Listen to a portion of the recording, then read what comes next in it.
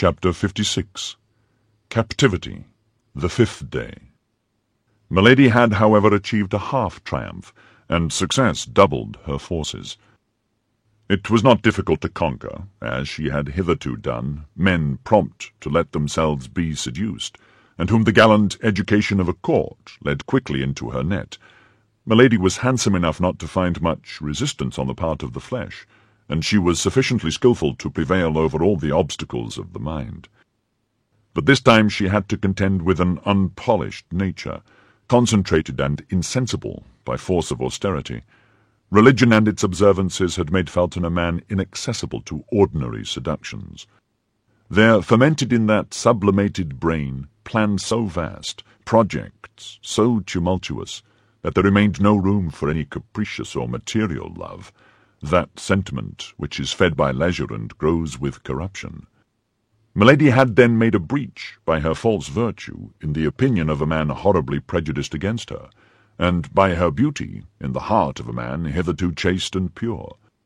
In short, she had taken the measure of motives hitherto unknown to herself, through this experiment, made upon the most rebellious subject that nature and religion could submit to her study.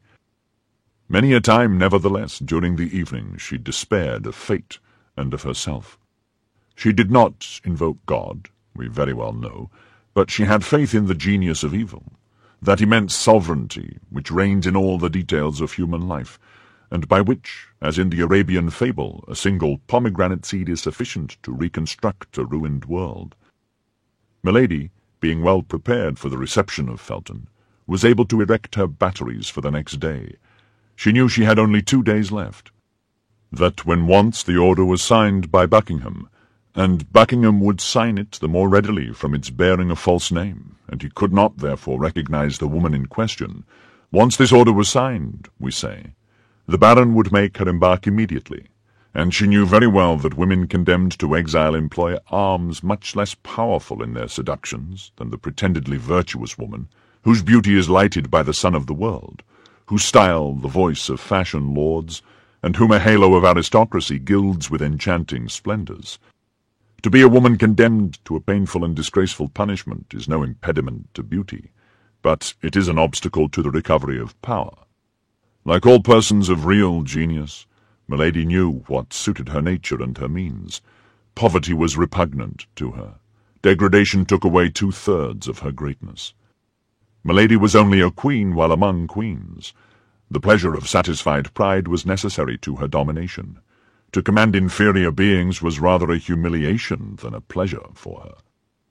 She should certainly return from her exile. She did not doubt that a single instant. But how long might this exile last? For an active, ambitious nature like that of Milady, days not spent in climbing are inauspicious days. What word, then, can be found to describe the days which they occupy in descending? To lose a year, 2 years, 3 years, is to talk of an eternity. To return after the death or disgrace of the cardinal, perhaps? To return when D'Artagnan and his friends, happy and triumphant, should have received from the queen the reward they had well acquired by the services they had rendered her. These were devouring ideas that a woman like Milady could not endure. For the rest, the storm which raged within her doubled her strength, and she would have burst the walls of her prison if her body had been able to take for a single instant the proportions of her mind. Then that which spurred her on additionally in the midst of all this was the remembrance of the cardinal. What must the mistrustful, restless, suspicious cardinal think of her silence? The cardinal, not merely her only support, her only prop, her only protector at present, but still further the principal instrument of her future fortune and vengeance. She knew him. She knew that at her return from a fruitless journey it would be in vain to tell him of her imprisonment, in vain to enlarge upon the sufferings she had undergone. The cardinal would reply with the sarcastic calmness of the skeptic, strong at once by power and genius, "You should not have allowed yourself to be taken." Then Milady collected all her energies, murmuring in the depths of her soul the name of Felton, the only beam of light that penetrated to her in the hell into which she had fallen. And like a serpent which folds and unfolds its rings to ascertain its strength, she enveloped Felton beforehand in the 1,000 meshes of her inventive imagination. Time, however, passed away. The hours, one after another, seemed to awaken the clock as they passed, and every blow of the brass hammer resounded upon the heart of the prisoner. At 9 o'clock, Lord de Winter made his customary visit, examined the window and the bars, sounded the floors and the walls, looked to the chimney and the doors, without, during this long and minute examination, he or Milady pronouncing a single word. Doubtless both of them understood that the situation had become too serious to lose time in useless words and aimless wrath. "Well," said the Baron on leaving her, "you will not escape tonight." At 10 o'clock, Felton came and placed the sentinel. Milady recognized his step. She was as well acquainted with it now as a mistress is with that of the lover of her heart, and yet Milady at the same time detested and despised this weak fanatic. That was not the appointed hour. Felton did not enter. 2 hours after, as midnight sounded, the sentinel was relieved. This time it was the hour, and from this moment Milady waited with impatience. The new sentinel commenced his walk in the corridor. At the expiration of 10 minutes, Felton came. Milady was all attention. "Listen," said the young man to the sentinel. "On no pretence leave the door. For you know that last night my lord punished a soldier for having quit his post for an instant, although I, during his absence, watched in his place." "Yes, I know it," said the soldier. "I recommend you, therefore, to keep the strictest watch. For my part, I am going to pay a second visit to this woman, who I fear entertains sinister intentions upon her own life, and I have received orders to watch her." "Good," murmured Milady. "The austere Puritan lies." As to the soldier, he only smiled. "Zounds, Lieutenant," said he, "you are not unlucky in being charged with such commissions, particularly if my lord has authorized you to look into her bed." Felton blushed. Under any other circumstances he would have reprimanded the soldier for indulging in such pleasantry, but his conscience murmured too loud for his mouth to dare speak. "If I call, come," said he. "If anyone comes, call me." "I will, Lieutenant," said the soldier. Felton entered Milady's apartment. Milady arose. "You are here," said she. "I promised to come," said Felton, "and I have come." "You promised me something else." "What, my God?" said the young man, who, in spite of his self-command, felt his knees tremble and the sweat start from his brow. "You promised to bring a knife, and to leave it with me after our interview." "Say no more of that, madame," said Felton. "There is no situation, however terrible it may be, which can authorize a creature of God to inflict death upon himself. I have reflected, and I cannot, must not, be guilty of such a sin." "Ah, you have reflected," said the prisoner, sitting down in her armchair with a smile of disdain. "And I also have reflected." "Upon what?" "That I can have nothing to say to a man who does not keep his word." "Oh, my God!" murmured Felton. "You may retire," said Milady. "I will not talk." "Here is the knife," said Felton, drawing from his pocket the weapon which he had brought, according to his promise, but which he hesitated to give to his prisoner. "Let me see it," said Milady. "For what purpose?" "Upon my honour, I will instantly return it to you. You shall place it on that table, and you may remain between it and me." Felton offered the weapon to Milady, who examined the temper of it attentively, and who tried the point on the tip of her finger. "Well," said she, returning the knife to the young officer, "this is fine and good steel. You are a faithful friend, Felton." Felton took back the weapon, and laid it upon the table, as he had agreed with the prisoner. Milady followed him with her eyes, and made a gesture of satisfaction. "Now," said she, "listen to me." The request was needless. The young officer stood upright before her, awaiting her words as if to devour them. "Felton," said Milady, with a solemnity full of melancholy, "imagine that your sister, the daughter of your father, speaks to you. While yet young, unfortunately handsome, I was dragged into a snare. I resisted. Ambushes and violence multiplied around me, but I resisted. The religion I serve, the God I adore, were blasphemed because I called upon that religion and that God, but still I resisted. Then outrages were heaped upon me, and as my soul was not subdued, they wished to defile my body forever, Finally. Milady stopped, and a bitter smile passed over her lips. Finally, said Felton. Finally. What did they do? At length, one evening, my enemy resolved to paralyze the resistance he could not conquer. One evening he mixed a powerful narcotic with my water. Scarcely had I finished my repast, when I felt myself sink by degrees into a strange torpor. Although I was without mistrust, a vague fear seized me, and I tried to struggle against sleepiness. I arose. I wished to run to the window and call for help, but my legs refused their office. It appeared as if the ceiling sank upon my head and crushed me with its weight. I stretched out my arms. I tried to speak. I could only utter inarticulate sounds, and irresistible faintness came over me. I supported myself by a chair, feeling that I was about to fall, but this support was soon insufficient on account of my weak arms. I fell upon one knee, then upon both. I tried to pray, but my tongue was frozen. God, doubtless, neither heard nor saw me, and I sank upon the floor, a prey to a slumber which resembled death. Of all that passed in that sleep, or the time which glided away while it lasted, I have no remembrance. The only thing I recollect is that I awoke in bed, in a round chamber, the furniture of which was sumptuous, and into which light only penetrated by an opening in the ceiling. No door gave entrance to the room. It might be called a magnificent prison. It was a long time before I was able to make out what place I was in, or to take account of the details I describe. My mind appeared to strive in vain to shake off the heavy darkness of the sleep from which I could not rouse myself. I had vague perceptions of space traversed, of the rolling of a carriage, of a horrible dream in which my strength had become exhausted. But all this was so dark and so indistinct in my mind, that these events seemed to belong to another life than mine, and yet mixed with mine in fantastic duality. At times the state into which I had fallen appeared so strange that I believed myself dreaming. I arose, trembling. My clothes were near me on a chair. I neither remembered having undressed myself nor going to bed. Then by degrees the reality broke upon me, full of chaste terrors. I was no longer in the house where I had dwelt.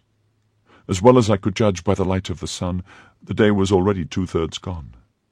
It was the evening before when I had fallen asleep. My sleep, then, must have lasted 24 hours. What had taken place during this long sleep? I dressed myself as quickly as possible. My slow and stiff motions all attested that the effects of the narcotic were not yet entirely dissipated. The chamber was evidently furnished for the reception of a woman, and the most finished coquette could not have formed a wish, but on casting her eyes about the apartment she would have found that wish accomplished. Certainly I was not the first captive that had been shut up in this splendid prison, but you may easily comprehend, Felton, that the more superb the prison, the greater was my terror. Yes, it was a prison, for I tried in vain to get out of it. I sounded all the walls in the hopes of discovering a door, but everywhere the walls returned a full and flat sound. I made the tour of the room at least 20 times, in search of an outlet of some kind, but there was none. I sank exhausted with fatigue and terror into an armchair. Meantime night came on rapidly, and with night my terrors increased. I did not know, but I had better remain where I was seated. It appeared that I was surrounded with unknown dangers into which I was about to fall at every instant. Although I had eaten nothing since the evening before, my fears prevented my feeling hunger. No noise from without by which I could measure the time reached me. I only supposed it must be 7 or 8 o'clock in the evening, for it was in the month of October, and it was quite dark. All at once the noise of a door, turning on its hinges, made me start. A globe of fire appeared above the glazed opening of the ceiling, casting a strong light into my chamber, and I perceived with terror that a man was standing within a few paces of me. A table with 2 covers, bearing a supper ready prepared, stood as if by magic in the middle of the apartment. The man was he who had pursued me during a whole year, who had vowed my dishonour, and who, by the first words that issued from his mouth, gave me to understand he had accomplished it the preceding night. "Scoundrel!" murmured Felton. "Oh, yes, scoundrel!" cried Milady, seeing the interest which the young officer, whose soul seemed to hang on her lips, took in this strange recital. "Oh, yes, scoundrel! He believed, having triumphed over me in my sleep, that all was completed. He came hoping that I would accept my shame as my shame was consummated. He came to offer his fortune in exchange for my love. All that the heart of a woman could contain of haughty contempt and disdainful words I poured out upon this man. Doubtless he was accustomed to such reproaches, for he listened to me calm and smiling, with his arms crossed over his breast. Then, when he thought I had said all, he advanced toward me. I sprang toward the table. I seized a knife. I placed it to my breast. "Take one step more," said I, "and in addition to my dishonour, you shall have my death to reproach yourself with." There was no doubt in my look, my voice, my whole person, that sincerity of gesture, of attitude, of accent, which carries conviction to the most perverse minds, for he paused. "Your death?" said he. "Oh, no. You are too charming a mistress to allow me to consent to lose you thus, after I have had the happiness to possess you only a single time. Adieu, my charmer. I will wait to pay you my next visit, till you are in a better humour." At these words he blew a whistle. The globe of fire which lighted the room reascended and disappeared. I found myself again in complete darkness. The same noise of a door opening and shutting was repeated the instant afterward. The flaming globe descended afresh, and I was completely alone. This moment was frightful. If I had any doubts as to my misfortune, these doubts had vanished in an overwhelming reality. I was in the power of a man whom I not only detested, but despised, of a man capable of anything, and who had already given me a fatal proof of what he was able to do. "But who, then, was this man?"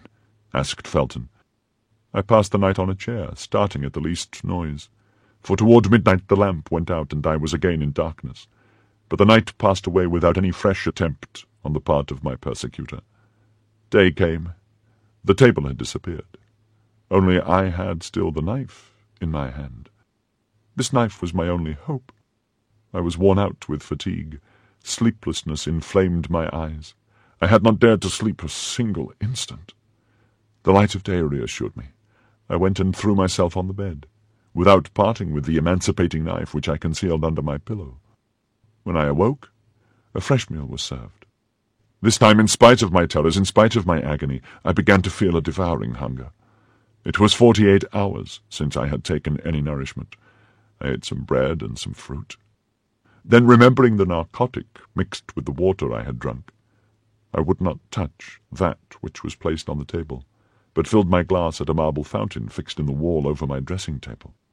And yet, notwithstanding these precautions, I remained for some time in a terrible agitation of mind. But my fears were this time ill-founded. I passed the day without experiencing anything of the kind I dreaded. I took the precaution to half-empty the carafe, in order that my suspicions might not be noticed. The evening came on, and with it darkness. But however profound was this darkness, my eyes began to accustom themselves to it. I saw amid the shadows the table sink through the floor. A quarter of an hour later it reappeared, bearing my supper. In an instant, thanks to the lamp, my chamber was once more lighted. I was determined to eat only such things as could not possibly have anything soporific introduced into them. 2 eggs and some fruit composed my repast. Then I drew another glass of water from my protecting fountain and drank it. At the first swallow, it appeared to me not to have the same taste as in the morning. Suspicion instantly seized me. I paused, but I had already drunk half a glass. I threw the rest away with horror and waited, with the dew of fear upon my brow. No doubt some invisible witness had seen me draw the water from that fountain, and had taken advantage of my confidence in it, the better to assure my ruin, so coolly resolved upon, so cruelly pursued. Half an hour had not passed when the same symptoms began to appear. But as I had only drunk half a glass of water, I contended longer, and instead of falling entirely asleep, I sank into a state of drowsiness which left me a perception of what was passing around me, while depriving me of the strength either to defend myself or to fly. I dragged myself toward the bed, to seek the only defence I had left, my saving knife. But I could not reach the bolster. I sank on my knees, my hands clasped round one of the bedposts. Then I felt that I was lost. Felton became frightfully pale, and a convulsive tremor crept through his whole body. "And what was most frightful," continued Milady, her voice altered, as if she still experienced the same agony as at that awful minute, "was that at this time I retained a consciousness of the danger that threatened me. Was that my soul, if I may say so, waked in my sleeping body, was what I saw. That I heard. It is true that all was like a dream, but it was not the less frightful. I saw the lamp ascend, and leave me in darkness. Then I heard the well-known creaking of the door, although I had heard that door open but twice. I felt instinctively that someone approached me. It is said that the doomed wretch in the deserts of America thus feels the approach of the serpent. I wished to make an effort. I attempted to cry out. By an incredible effort of will I even raised myself up, but only to sink down again immediately, and to fall into the arms of my persecutor. "Tell me who this man was," cried the young officer. Milady saw at a single glance all the painful feelings she inspired in Felton by dwelling on every detail of her recital, but she would not spare him a single pang. The more profoundly she wounded his heart, the more certainly he would avenge her. She continued then as if she had not heard his exclamation, or as if she thought the moment was not yet come to reply to it. Only this time it was no longer an inert body without feeling that the villain had to deal with. I have told you that without being able to regain the complete exercise of my faculties, I retained the sense of my danger. I struggled then with all my strength, and doubtless opposed, weak as I was, a long resistance, for I heard him cry out, "These miserable Puritans!" I knew very well that they tired out their executioners, but I did not believe them so strong against their lovers. Alas, this desperate resistance could not last long. I felt my strength fail, and this time it was not my sleep that enabled the coward to prevail, but my swoon. Felton listened without uttering any word or sound, except an inward expression of agony. The sweat streamed down his marble forehead, and his hand under his coat tore his breast. My first impulse on coming to myself was to feel under my pillow for the knife I had not been able to reach. It had not been useful for defence. It might at least serve for expiation. But on taking this knife, Felton, a terrible idea occurred to me. I have sworn to tell you all, and I will tell you all. I have promised you the truth. I will tell it were it to destroy me. The idea came into your mind to avenge yourself on this man, did it not? Cried Felton. Yes, said Milady. The idea was not that of a Christian, I knew, but without doubt that eternal enemy of our souls, that lion roaring constantly around us, breathed into my mind. In short, what shall I say to you, Felton? Continued Milady, in the tone of a woman accusing herself of a crime. This idea occurred to me, and did not leave me. It is of this homicidal thought that I now bear the punishment. Continue, continue, said Felton. I am eager to see you attain your vengeance. Oh, I resolved that it should take place as soon as possible. I had no doubt he would return the following night. During the day I had nothing to fear. When the hour of breakfast came, therefore, I did not hesitate to eat and drink. I had determined to make believe sup, but to eat nothing. I was forced then to combat the fast of the evening with the nourishment of the morning. Only I concealed a glass of water, which remained after my breakfast, thirst having been the chief of my sufferings when I remained 48 hours without eating or drinking. The day passed away without having any other influence on me than to strengthen the resolution I had formed. Only I took care that my face should not betray the thoughts of my heart, for I had no doubt I was watched. Several times even I felt a smile on my lips. Felton, I dare not tell you at what idea I smiled. You would hold me in horror. Go on, said Felton. You see plainly that I listen, and that I am anxious to know the end. Evening came. The ordinary events took place. During the darkness, as before, my supper was brought. Then the lamp was lighted, and I sat down to table. I only ate some fruit. I pretended to pour out water from the jug, but I only drank that which I had saved in my glass. The substitution was made so carefully that my spies, if I had any, could have no suspicion of it. After supper I exhibited the same marks of languor as on the preceding evening, But this time, as I yielded to fatigue, or as if I had become familiarized with danger, I dragged myself toward my bed, let my robe fall, and lay down. I found my knife where I had placed it, under my pillow, and while feigning to sleep, my hand grasped the handle of it convulsively. 2 hours passed away without anything fresh happening. Oh, my God! Who could have said so the evening before?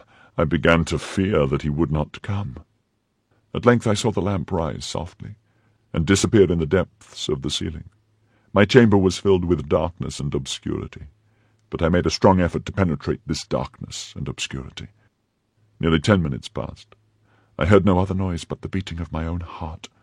I implored heaven that he might come. At length I heard the well-known noise of the door, which opened and shut. I heard, notwithstanding the thickness of the carpet, a step which made the floor creak. I saw, notwithstanding the darkness, a shadow which approached my bed. "Haste, haste," said Felton. "Do you not see that each of your words burns me like molten lead?"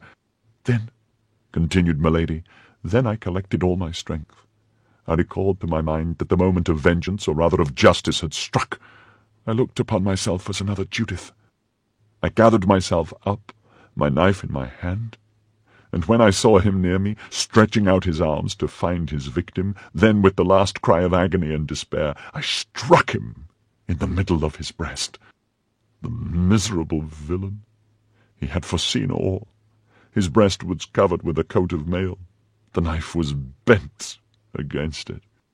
"Ha, ha!" cried he, seizing my arm and wresting from me the weapon that had so badly served me. "You want to take my life, do you, my pretty Puritan?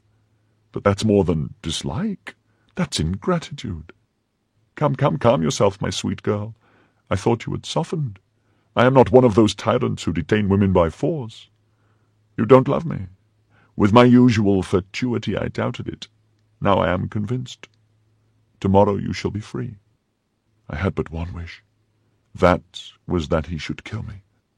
Beware, said I, for my liberty is your dishonour. Explain yourself, my pretty Sibyl.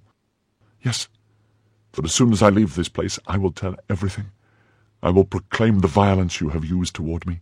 I will describe my captivity. I will denounce this place of infamy. You are placed on high, my lord, but tremble. Above you there is the king. Above the king there is God. However perfect master he was over himself, my persecutor allowed a movement of anger to escape him. I could not see the expression of his countenance, but I felt the arm tremble upon which my hand was placed. "Then you shall not leave this place," said he. "Very well," cried I, "then the place of my punishment will be that of my tomb. I will die here, and you will see if a phantom that accuses is not more terrible than a living being that threatens. You shall have no weapon left in your power. There is a weapon which despair has placed within the reach of every creature who has the courage to use it. I will allow myself to die with hunger." "Come," said the wretch, "is not peace much better than such a war as that?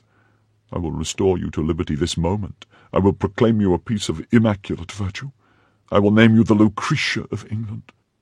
And I will say that you are the Sextus.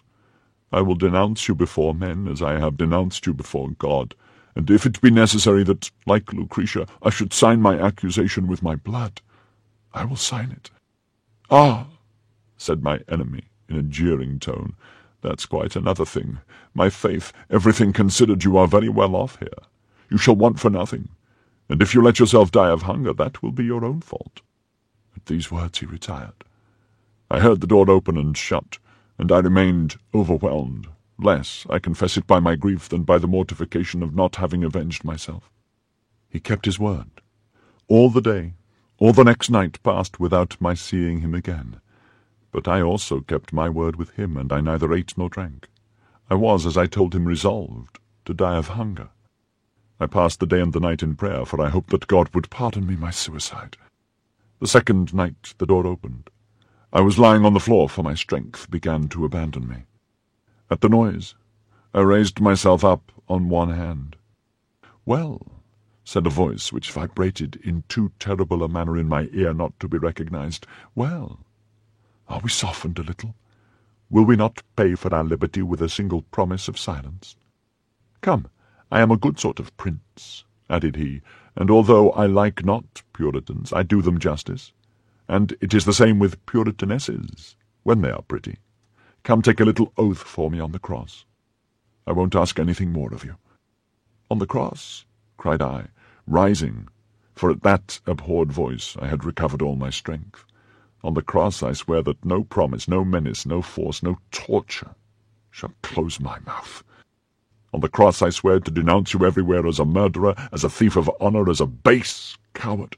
On the cross I swear, if I ever leave this place, to call down vengeance upon you from the whole human race." "Beware," said the voice, in a threatening accent that I had never yet heard.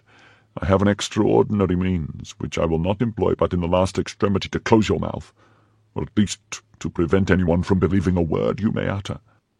I mustered all my strength to reply to him with a burst of laughter. He saw that it was a merciless war between us, a war to the death. "Listen," said he. "I give you the rest of tonight and all day tomorrow. Reflect. Promise to be silent, and riches, consideration, even honor shall surround you. Threaten to speak, and I will condemn you to infamy." "You!" cried I. "You!" "To interminable, ineffaceable infamy." "You!" repeated I. "Oh, I declare to you, Felton, I thought him mad." "Yes, yes, I," replied he.